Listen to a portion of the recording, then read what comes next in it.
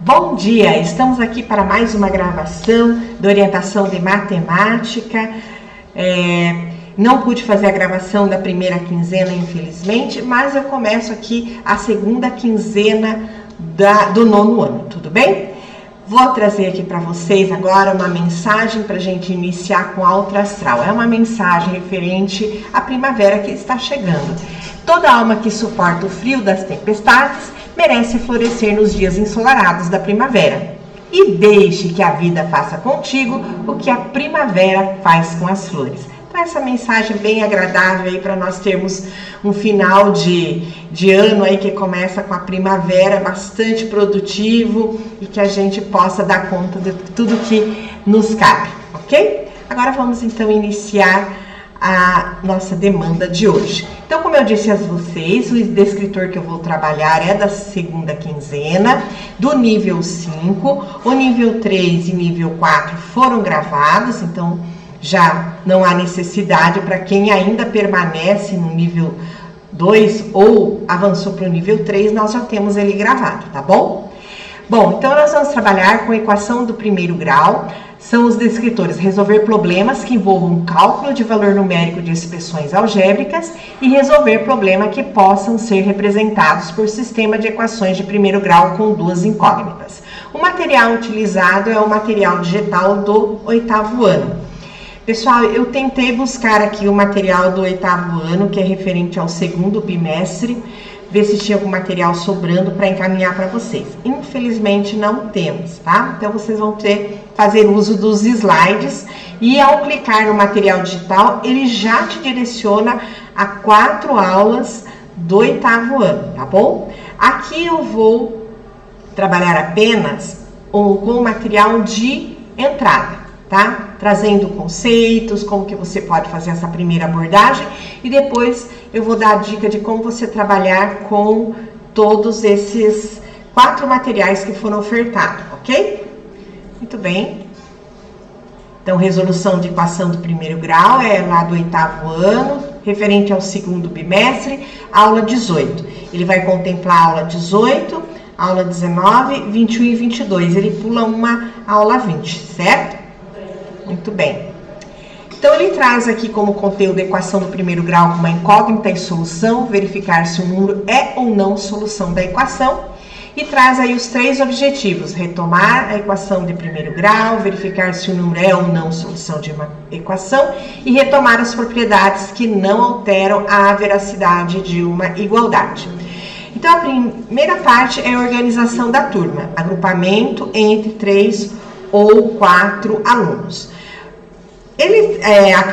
Eu sugiro 4 alunos quando, por exemplo, não temos como fazer toda a sala num grupo de 3. Então, sempre, às vezes, acontece ter um grupo de 4, enfim, tá? O ideal é sempre 3. Por quê? Nas minhas observações em aula, eu percebi que grupos com 4 alunos, geralmente um ou outro fica meio ali, só indo na onda dos demais, certo? Então, acho que é mais produtivo o grupo de 3. Só quando, né, às vezes não dá, não é múltiplo de 3, né, nós matemáticos sabemos disso, e aí a gente vai precisar aí de uma turma com 4, né, às vezes até 2, tá bom? Estratégia, a gente vai usar muito vira e converse para início e a metodologia construtivista. Então, com esse vira e converse, você vai entregar para os alunos uma questão para cada grupo. Tá? Então, um grupo vai receber o que é uma equação e vai dar exemplos, o outro que é uma incógnita, o outro que é relação de igualdade e o outro que são expressões. Qual o objetivo, para que serve, né, de resolver uma equação? Então, como eu disse, você vai distribuir uma pergunta para cada grupo e vai dar 5 minutos para que eles conversem e registrem o que é uma equação, por exemplo. Depois desses 5 minutos, você vai trazer a socialização. E aí, cada grupo vai trazer a sua resposta. Você vai anotar na lousa a resposta desses alunos. Claro que a gente entende que a resposta deles será com as próprias palavras. E aí, nós veremos o que podemos aproveitar daquilo que eles trouxeram. E na sequência, depois de discutir, de você dizer para eles o que é uma equação, aqui eu trouxe duas definições, e nessas duas definições aparece a palavra incógnita, aparece a palavra igualdade, aparece a palavra expressões. Então, cada palavra que aparece na definição de equação, eu fiz uma pergunta. Porque o aluno trazer para ele a definição por si só é decoreba. Ele precisa entender o que significa cada palavra naquela frase de construção de conceito. Então, uma equação é uma sentença matemática. Eu posso também perguntar o que é uma sentença matemática, que possui uma igualdade e pelo menos uma incógnita. Ou seja, quando temos envolvimento de uma expressão algébrica e uma igualdade. Aí tem uma segunda definição, uma equação é uma relação de igualdade matemática entre duas expressões que contém pelo menos uma incógnita, um valor desconhecido, geralmente representado por uma letra. Percebam que somente na primeira ele trabalha com sentença matemática. Então, você trazendo esses dois conceitos, você pode também questionar o que seria sentença matemática para esses alunos. Aí ele traz por que eu resolvo uma equação, né? Qual o objetivo de se resolver uma equação? É encontrar o valor ou valores das incógnitas que tornam essa igualdade verdadeira, sendo esses valores as soluções da equação. Veja, quando a gente traz esse monte de palavras, mesmo que a gente vai esmiuçando o que é incógnita, o que é sentença matemática, o que é igualdade, é na atividade que eu vou apresentar na sequência que você vai reforçar e demonstrar para o aluno aonde está o significado de cada expressão utilizada na construção do conceito de equação. Por que eu trago dessa forma? Por quê? Porque o aluno, em geral, ele começa a trabalhar no 7º e 8º, agora o 8º ano, né, devido a esse reajuste do nosso currículo, mas geralmente é no 7º ano que ele começa, um pouquinho lá no 6º ano que ele vai trabalhar em questão de igualdade, enfim, mas é no 7º que ele começa realmente a trabalhar equações. O que acontece? O aluno começa a perder, né, o significado da matemática a partir do momento que se trabalha com expressões algébricas e equação. Por isso, precisa estar muito bem definido o que é cada coisa. Então, é nesse momento que você vai levar uma aula, de fato, para você ter esse conceito. O que acontece nos materiais que chegam até nós? Eles partem já de algum problema, de alguma atividade, sem trabalhar esses pré-requisitos. Por quê? Porque cabe a nós fazer esse trabalho, tá? Então, deixar bem claro cada termo, porque quanto mais clareza esse aluno tiver nesta aula, menor será a dificuldade dele a hora que ele for trabalhar os problemas. Segundo ponto, quando a gente começa a trabalhar com equação de segundo grau apresentado sob forma de problema, há uma complexidade maior também na linguagem, na escrita desse problema.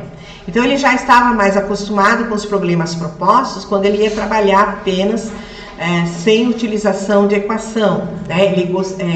A busca da resposta de uma igualdade, de uma soma, de um produto, de um quociente. Então, esse problema ele era de uma forma mais direta, né? Embora, se o aluno já tem dificuldade em realizar as atividades com problemas de uma linguagem mais direta, não envolvendo equação, o que dirá quando chegar, então, a equação, tá? Por isso, a importância de se deixar bem claro para este aluno o que é cada elemento na formação desse conceito. Depois que você esmiuçar os conceitos e falar, né, muito sobre eles, e aí eu trago várias outras, né, o que é relação, dou exemplo, né, na relação de igualdade, 2 moedas de 50 centavos equivale a uma moeda de R$1. Então é importante dar bastante exemplos também para que o aluno comece a desenhar melhor o que seriam essas definições. Então, após anotações das respostas dos alunos, distribuir impresso as definições e exemplos, e cada grupo deve analisar o quanto sua resposta se aproximaram às impressas, tá? Você vai fazer toda essa discussão oralmente, apoiando os alunos. Se tiver 2 professores trabalhando em sala de aula, você, professor regente, vai estar ali à frente e o professor que está ali como apoio estará no grupo, naquele grupo que vocês percebem que tem mais dificuldade, que são mais indisciplinados, que não prestam muita atenção, que querem dar um cochilinho na hora da aula, tá? É nesse grupo que o professor deve estar apoiando, porque tudo que o professor estiver falando lá na frente, ele pode estar ali reforçando com o grupo, tá bom? E aí eu trago para vocês atividades muito simples que vai trazer para eles a ideia de igualdade incógnita, né, utilizando-se o dinheirinho de papel e moeda, que vocês podem adquirir ou a própria escola pode estar fazendo impresso, né, propondo diversas situações. Eu trouxe aqui alguns exemplos, mas eles não são suficientes, então cada grupo recebe uma quantia aí de dinheirinho, pode ser dessa maneira como eu fiz, sem o material concreto, né? Porém, eu acho que o material concreto ajuda até para você mexer, né? O mesmo, você usa as mesmas cédulas e mexe, e aí o aluno pode estar pensando de acordo com aquilo que você propôs para ele. Mas o que é interessante você fazer? Mostrar da forma que eu trouxe aqui, né? Aí a parte que você não sabe, você pode recortar retângulos ou aqui uma circunferência, ou no caso aqui meio oval, para que o aluno perceba que se tratam de valores diferentes. Então, nas duas primeiras situações, eu trago uma igualdade, apenas para que o aluno entenda o que é equivalência, né? Que R$20 é equivalente a 2 cédulas de R$10. Esse material do dinheiro também é bem interessante ser utilizado quando eu trabalho com frações. Equivalência, né, uma parte do todo, para que o aluno se aproprie com o dinheiro. Eu acho que é muito mais fácil esse entendimento, porque é uma coisa real, toda pessoa sabe trabalhar com dinheiro, né? Essa é a grande verdade. Então, partindo com as cédulas, fica bem mais fácil.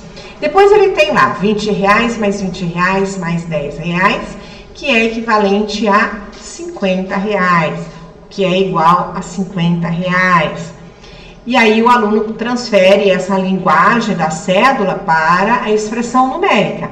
10 mais 10 igual a 20, 20 mais 20 mais 10 igual a 50. Por quê? Outra coisa que vocês relatam, a dificuldade do aluno transferir da ideia do concreto para a ideia das relações numéricas apenas.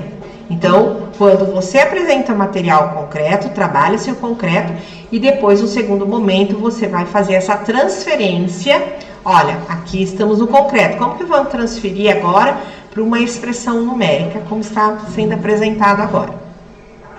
Agora, nas três últimas, eu já trago a incógnita. Então, eu trago lá 50, mais 2 retângulos, mais um oval, é igual a R$100. Então, o aluno vai ter que ter no entendimento que aqueles 2 retângulos têm o mesmo valor, né? E quem seria esse valor para dar R$100? Então, seria 50, mais 20, mais 20 e mais 10, que é igual a 100. Tá, e como eu vou transformar isso numa expressão algébrica, né? Então, o aluno vai ter esse entendimento, que é 50 mais, aparece 2 vezes o retângulo, então 2 vezes, vou atribuir para esse retângulo agora uma letra, e eu chamei essa letra de X. E para essa figura oval, eu vou atribuir uma letra Y. E aí eu tenho uma expressão aí algébrica, né? E nessa expressão eu tenho 2 incógnitas para descobrir qual é o valor de X e qual é o valor de Y, né? E aí nós temos 50 mais aí um retângulo também igual a R$100. E aí o aluno vai, então, substituir esse retângulo por 50 mais X, que é igual a 100. Temos depois um outro exemplo, 20 mais 50, que é igual a 2 figuras ovais mais 50. Então, 20 mais 50 igual 2 vezes X mais 50. Quem será esse valor de X? E ele vai entender ali que basta encaixar 2 cédulas de R$10 e aí ele vai obter o mesmo resultado, que é 70. Então, esse material pode ajudar muito o seu aluno a entender do concreto para o papel, né? Para as relações numéricas. E aí você vai usando os termos, né? Expressão numérica, expressão algébrica, equação, incógnita, e equivalência e igualdade, tá? Usa esses vocabulários que estão nas definições anteriores. Depois de realizar essa atividade, volta lá aos conceitos que você fez com ele ali anterior, para ele, ao ler novamente, na memória dele, eu fiz esse movimento em tal atividade. Em tal atividade só apareceu a expressão numérica, na outra atividade apareceu algébrica, né? Tratando-se aí de uma equação de primeiro grau, tá? Bom, depois o que é legal também trazer para os seus alunos? Interpretando o texto, porque nos problemas propostos vai aparecer aumentar, adicionar, somar, subtrair, minuendo, subtraindo, parcela, fatores, dividendo, divisor. Trabalhar esses significados aí com os alunos. Também, né, dobro, duplo, dúplice, triplo, tríplice, quádruplo, quíntuplo e nônuplo e assim por diante. Metade, terça parte, quarta parte, quinta parte e assim por diante. Trazer esse vocábulo, porque vai ser apresentado nos problemas, tá? Então, a maior dificuldade dos nossos alunos também está aí nessa falta de vocábulo. E aí você pode construir, então, o seu painel com esse vocábulo, com aquelas definições e com essas atividades propostas para o seu aluno, tá? Bom, e aqui nós temos agora as atividades propostas no caderno do aluno, né?